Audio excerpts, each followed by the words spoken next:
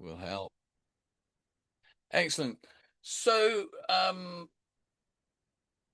dropped a question in about kind of what we might want to look at, and the topic that came up was the I of well, the issue was overwhelm and neurodiversity, or for neurodivergent people, or something like that. Can't quite remember the wording. Um, so as that's the only subject that we've had come up, I'm not really neurodivergence hasn't been somewhere that I've focused, but um, overwhelm is something that we all experience at one point or other, or many points or other. Um, and so I figured, well, let's just approach that. Let's um, from a kind of slightly broader perspective, because I think,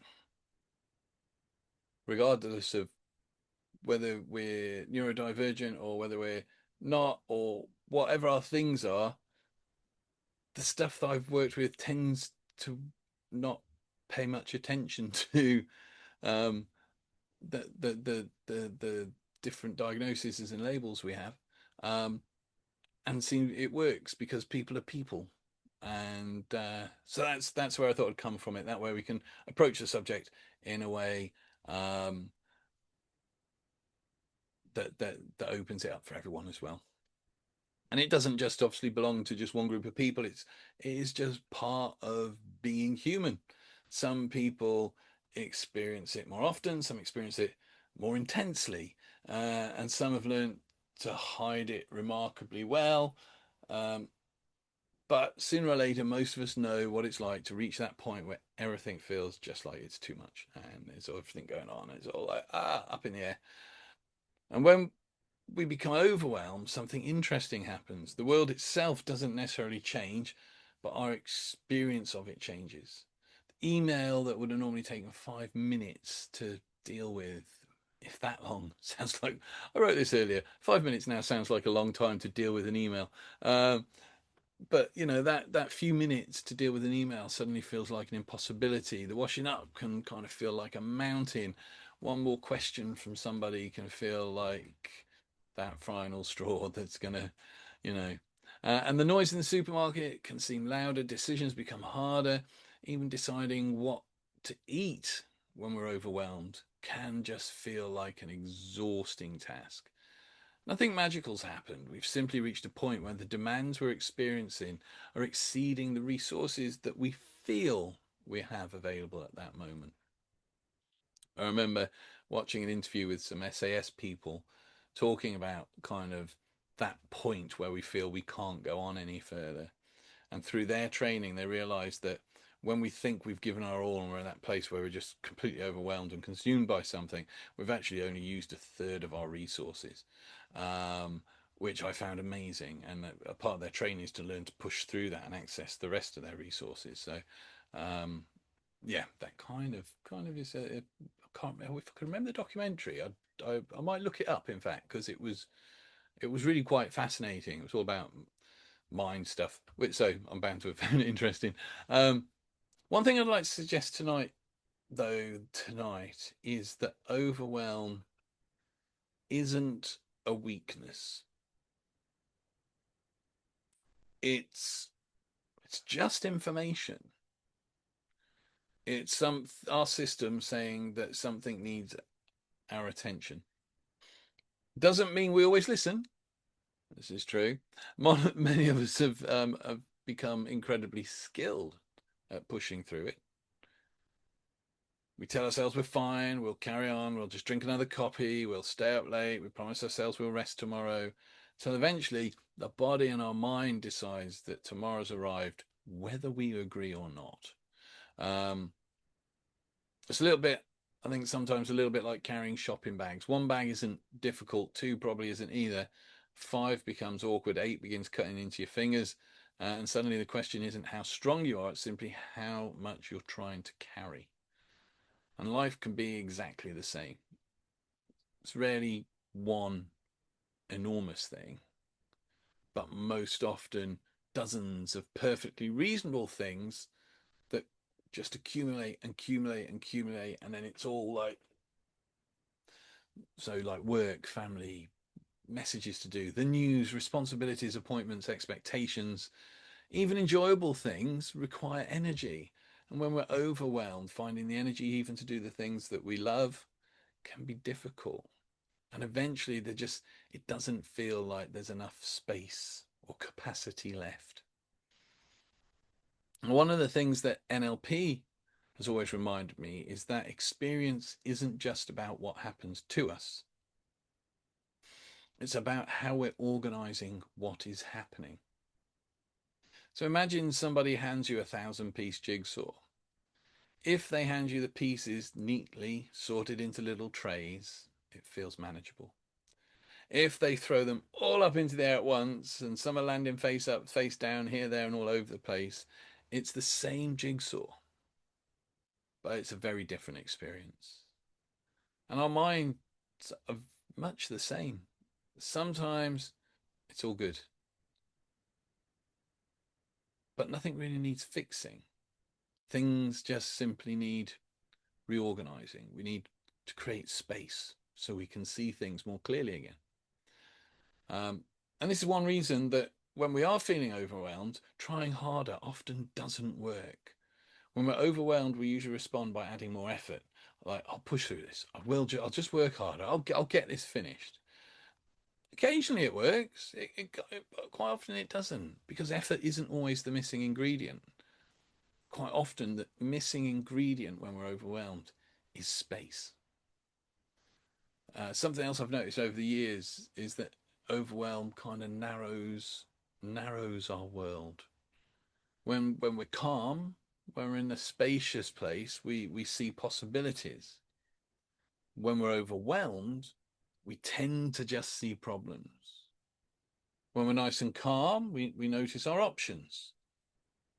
But when we're overwhelmed, we notice pressure. It's the same life, just a completely different experience of it. And that's why it's often helpful to make big life decisions while we're deeply overwhelmed, because the world can appear much smaller than it really is. So I'm going to drop a little seed thought, a little idea, or another way of thinking about things. Imagine a snow globe. And when somebody shakes it, everything becomes very cloudy. You can't see clearly. You don't solve that by shaking it harder. You don't shout at the snow globe. You don't analyze each individual flake. You simply place it down and allow things to settle. And most of us know this instinctively. The difficulty is we rarely give ourselves permission to stop shaking the globe. And it doesn't mean sitting around doing nothing, although rest isn't laziness. Pausing is certainly not failure. And creating space isn't giving up.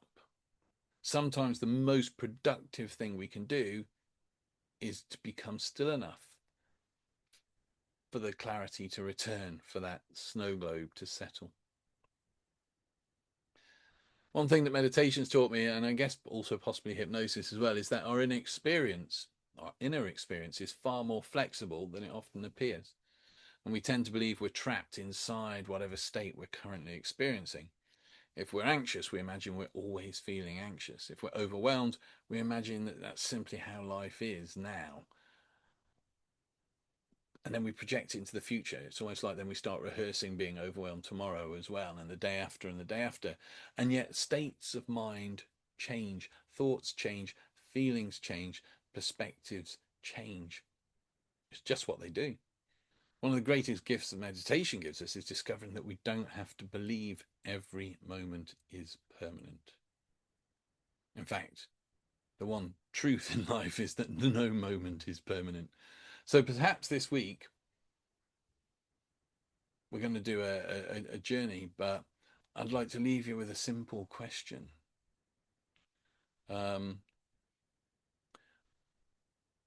Because it's quite easy to in a situation when we're feeling overwhelmed to just go, ah, oh, how do I stop feeling like this? How do I stop being overwhelmed?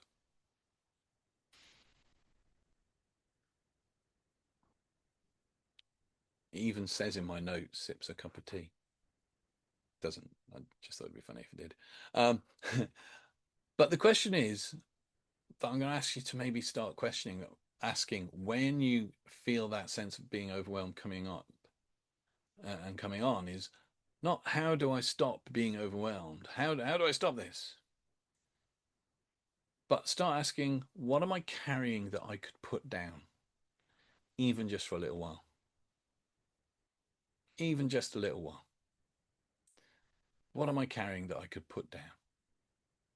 It might be expectation, it might be perfectionism, it might be trying to solve tomorrow before today's finished. Maybe it's simply believing you should be coping better than you are. Sometimes putting something down isn't giving up. Sometimes it simply is making room to breathe. So, in a few moments, we're going to move into a hypnotic journey. And rather than trying to fix things, because I don't think people are broken, rather than trying to fix things, I've got a pen somewhere that I need to find. There it is. I'm simply going to invite you to become curious, to discover what your mind already knows about finding that space again. That space to breathe, that space to just see things in a better light, that space to go, okay, I can put this and this down for now because now there's space. And it's not just that your mind already knows about finding that space already exists. It's yours. It always has been.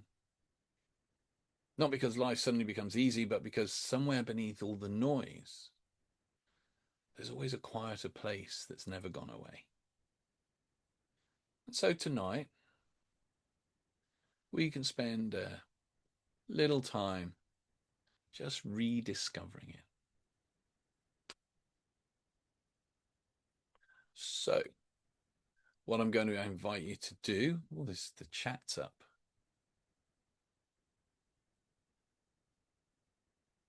Yeah, I use Pomodoro method. I remember looking at that years back in something.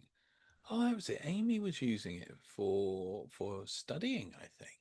Yeah, I knew I'd heard of it. Yeah, cool. Right, so just take a moment to get comfortable.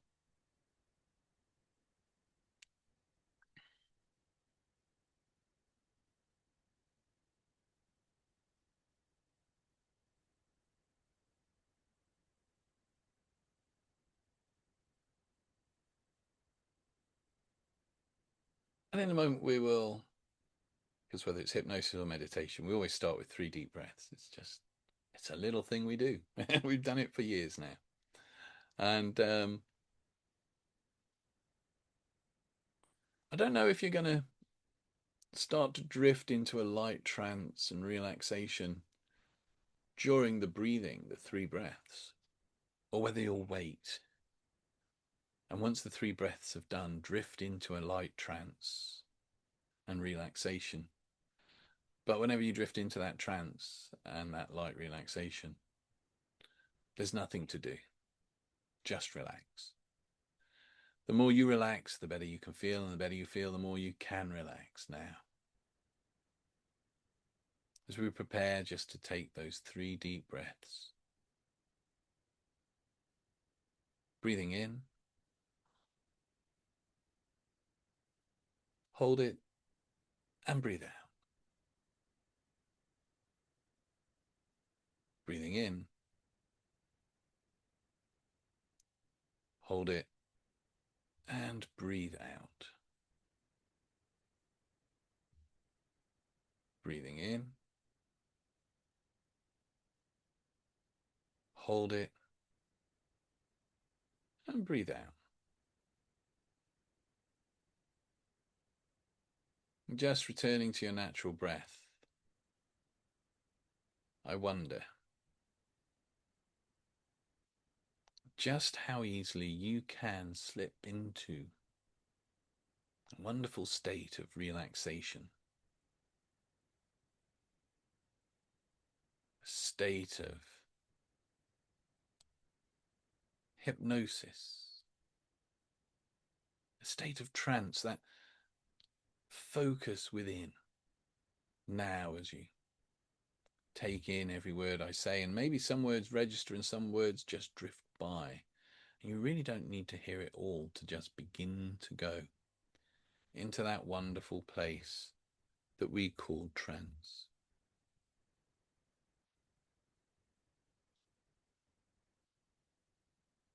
That's right.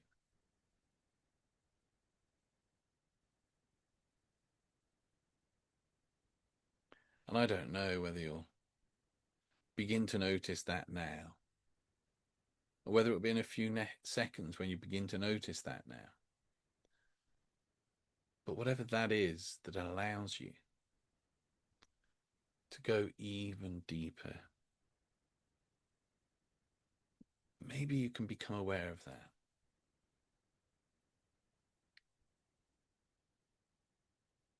And easily let go.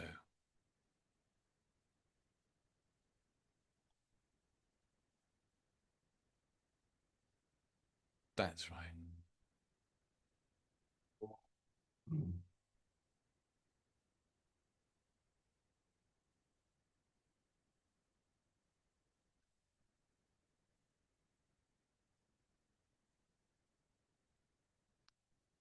And discover whether it's the in-breath or the out-breath that is taking you deeper into hypnosis as we speak.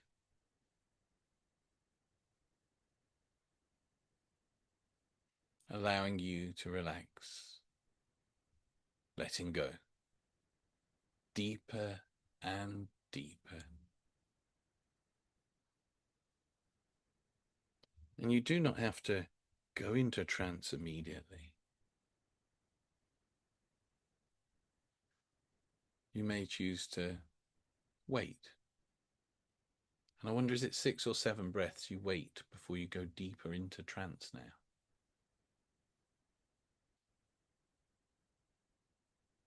However it is, as you sit there comfortably, becoming aware of the weight of your body in the chair, you can begin to notice the rhythm of your breathing. Breathing in and breathing out. And as you relax, I wonder if you can notice the subtle sounds around you, and perhaps even the sound of my voice. Allowing all those sounds to simply help you relax even more deeply. You do not need to do anything at all right now, except let yourself drift.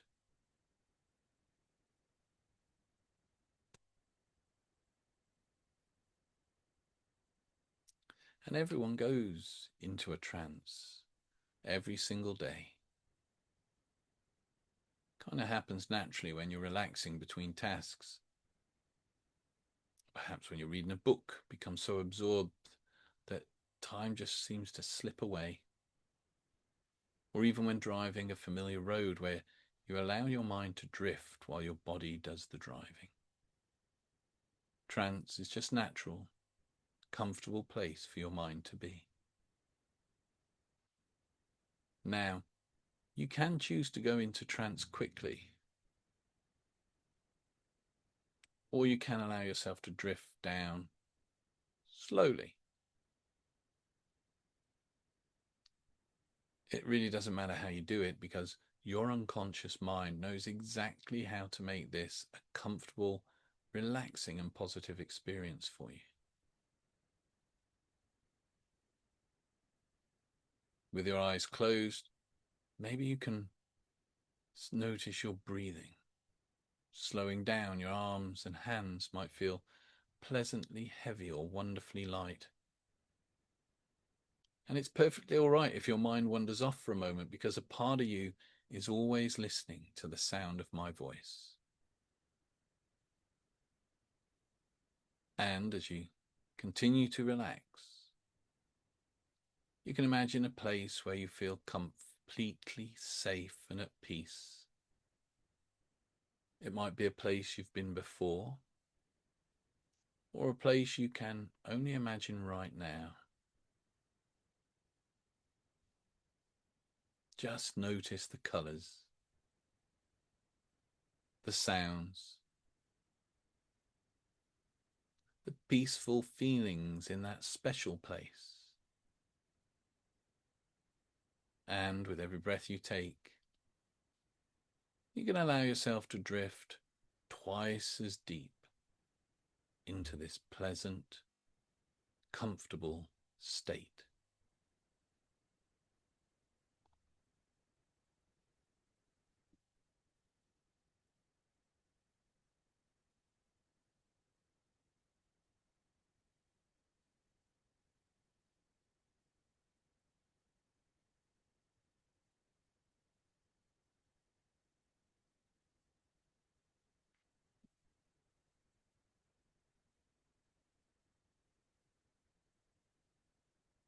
And from that comfortable place, you notice two doorways.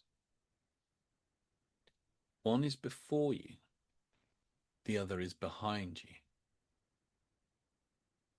And I wonder, will you choose the door in front of you to begin to discover that there's always enough space to respond rather than simply react? Or will you choose the door behind you to begin to discover that there's always enough space to respond rather than simply react? Whether you choose the front door or the back door to begin to discover that there's always enough space to respond rather than simply react, make that choice now.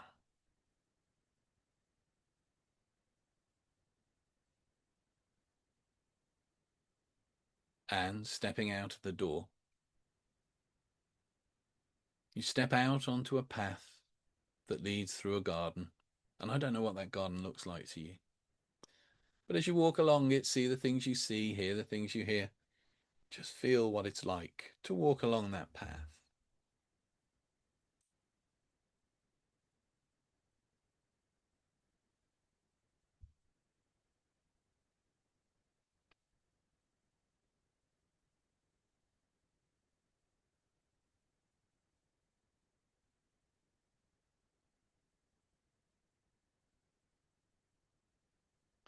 Up ahead, the path divides at a crossroads. There's a path to the left, path to the right, and a path that goes straight forward. Wonder, will you choose the forward path to begin to discover that there's always enough space to respond rather than simply react? Will you choose the path to the left to discover that there is always enough space to respond rather than simply react? Or will you choose the right, where you can discover that there's always enough space to respond rather than simply react? Whichever of the three paths you choose to take now to begin to discover that space where you can respond rather than reacting, take that path now. Continue along it, seeing what you see, hearing what you hear, feeling and sensing what you feel and sense.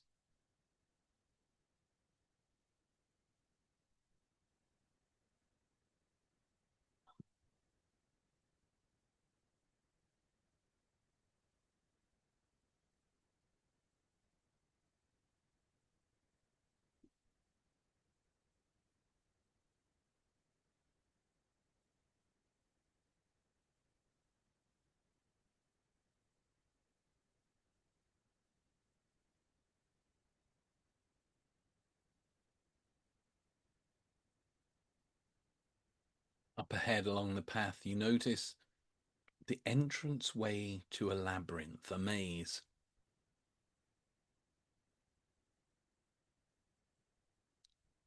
Stepping into the maze, you're confronted by a choice.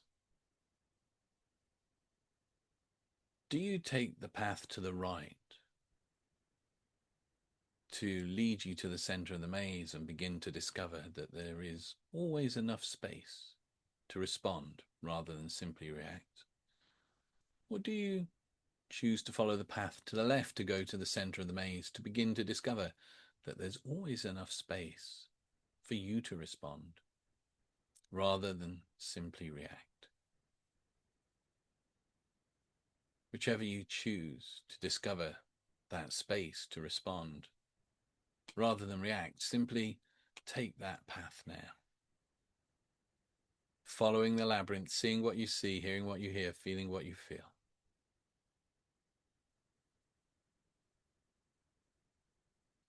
Back and forward through the maze until you come to a clearing at the center. And in that center is a little gardener's hut, a little gardener's shed. Got a little tin chimney coming out the top of it with smoke puffing away.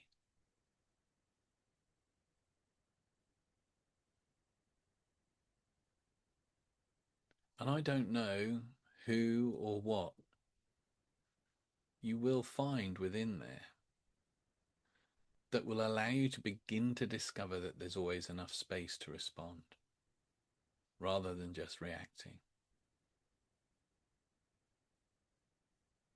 But I invite you to step inside that shed. I'll wait outside because this is your part of the journey.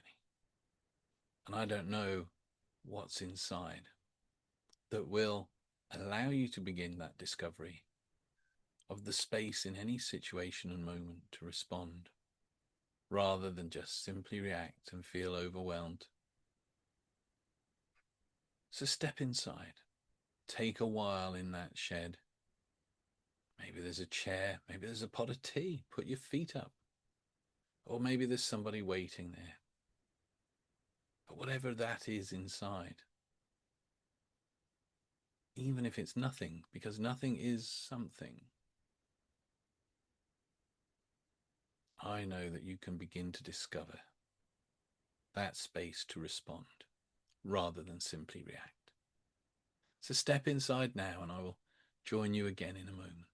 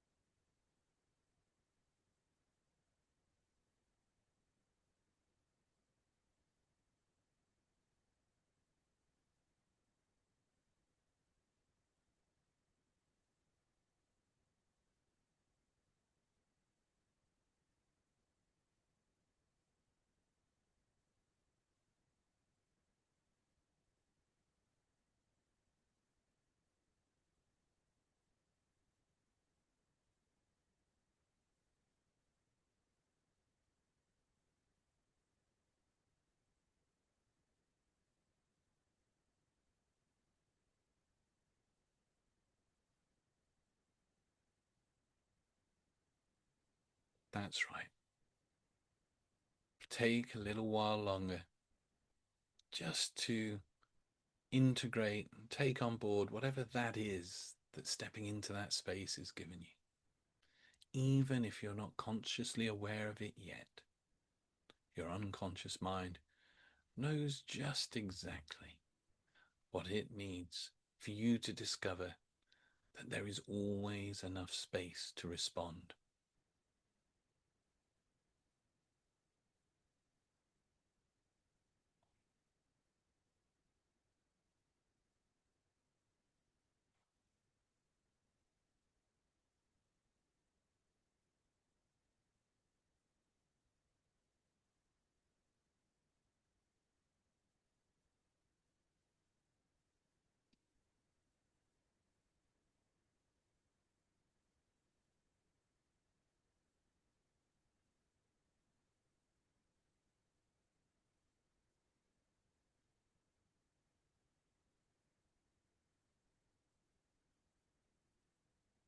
And so it's time to leave that little shed at the heart of the labyrinth.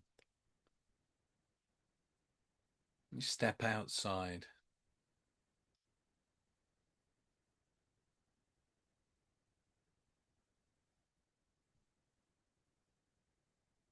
back through the winding passageways of the labyrinth.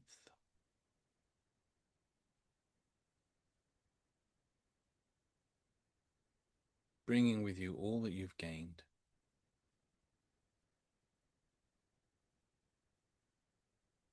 Leaving the labyrinth, you return and you come again to the crossroads. That crossroads on the path.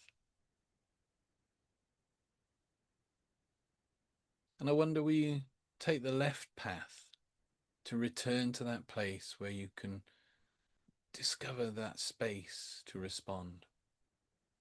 You take the right path to return to a place where you can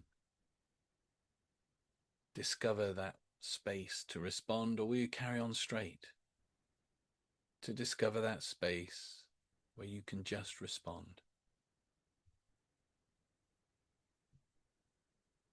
Whichever path you choose to take now that leads you to discovering that there is enough space to respond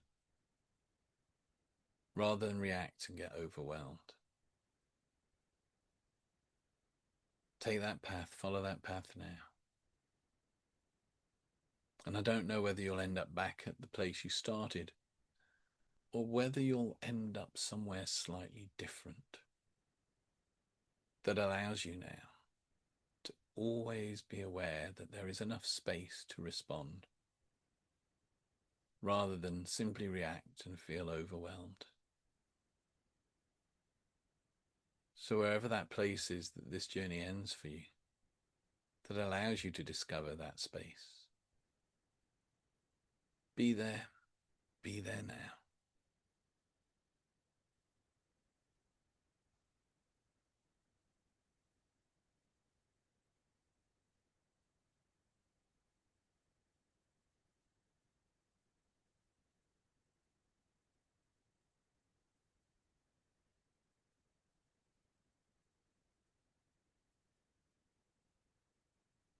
And allowing for everything you've gained from this journey to integrate, to become a part of just who you are. Somebody who, in any situation, rather than feeling overwhelmed, can just find the space.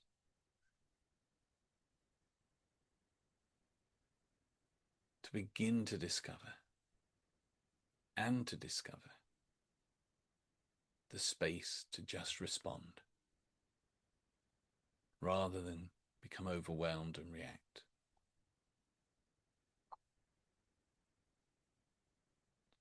So now, as you prepare to bring this awareness back to the room, you can know that you will carry this space within you, this deep sense of calm and well-being within you. And when you are ready to live in the awareness that there is always enough space to respond, then and only then you can begin to stretch, begin to fidget,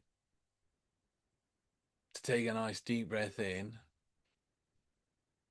As you breathe out, gently opening your eyes, bringing that awareness back with you, being here, be here now.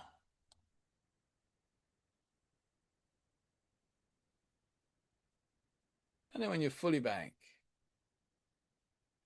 carrying that awareness of that space to respond within you, then you can stretch, fidget, be here now, eyes open. And then just pop your mics and your videos back on.